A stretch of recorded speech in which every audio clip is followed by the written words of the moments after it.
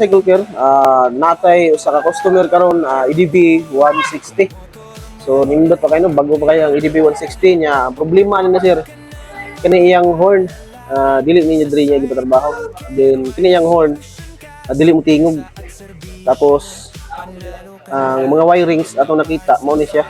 Mo ni ang nakita nato nga wirings sa cycle care.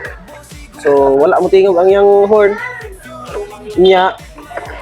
Ang wirings substandard po ang gigamit nga wiring.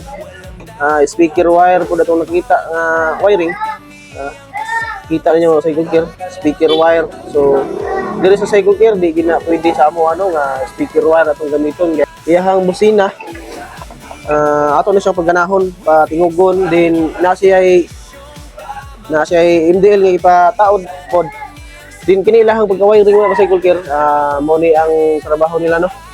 Ang ground nila nasa chassis lang, kabutang.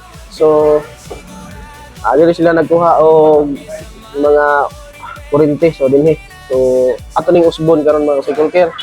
Makita ninyo mao ni ang ilahang trabaho. So tanawa mga cycle care ang ilahang wiring. So rekta sa positive sa battery, dining agig fuse. Unya pagka humag-agi ani nga fuse, agi na po siya diri, utro sa fuse. Ito na siyang utrohon mga cycle care no. Kay tuyaw. So duha ka fuse iyang agian. So utrohon na. So ato ning utrohon yang wiring, kita niyo. Pagkadaghan. So kuyaw kayo no, nagtap sila body ground dagas kuan. Punuan. Para sa ilaw.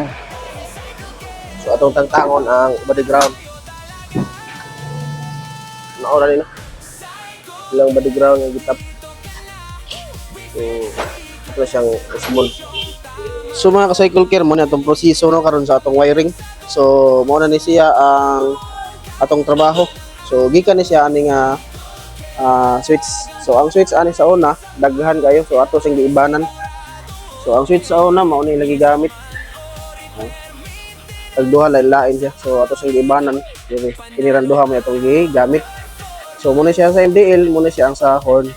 So pag maubos ka, stock horn, pag igbaw loud horn. So nagbutang pud tag fuse no. Natay fuse diri ha. Kita ninyo duha na siya kabuok. So sa horn og sa MDL nya ground. So rekta gina no, rekta kita battery, walay lain natong gisabit-sabit diha sa mga wire harness. So ayun mga ka-cycle care, human na no ang atong gitrabaho nga EDV 160. Ang problem niya is ganiha, ang problem niya is wala mo tingog gyud ang busina, bisan gamay. Then problema pod sa mga wirings nga rapong diri daghan kayo. So grabe kadaghan ang mga wiring diri atong ipananggal no. Oh, low battery. Please charge. mo ni mga ka-cycle care. So karon muna ni ang atong finished product. So kana mga wiring diha muna atong ipananggal atong ipanglisdan sa mga automotive wire. Then mao na ni ang iyang final layout and final nga wirings. So diri sa cycle care amo ginang i-fix no tanan no. Nami switch then switch sa MDL.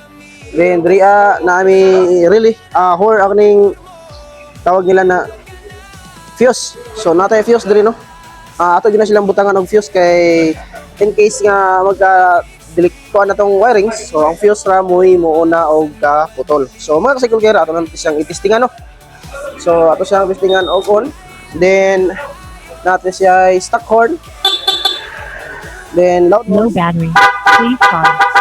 So then MDL mini driving light nasa low nga yellow, then high. Then nagpabutang din si sir og passing no, passing light. So ato siyang gibutangan og passing light. Then pag bubusina siya og loud horn. So na siya pa. Then makita sa nato no, ang atong wiring. So ato gyud ipulido og trabaho. Then tanan siya na magkuha ta og supply sa battery. So dili ta mo kuha lang diri sa mga ilaw. Kay dapat diri gid sa battery diretso. So mo na to mga cycle care. O sa mga gusto diha magpa-wiring og MDL nga horn with passing. So ngari lang mo sa cycle care shop Nabal. Located lang sa P.I. Garcia na Balbiran. So ngari lang mo sa cycle care. Ato ra nang trabahoon. Mo ni siya no. Atong really gamit dulo. So ang wires ato nang gipang electrical tanan ni puro na electrical. So nakapilot na sa tanan. O maulan to no.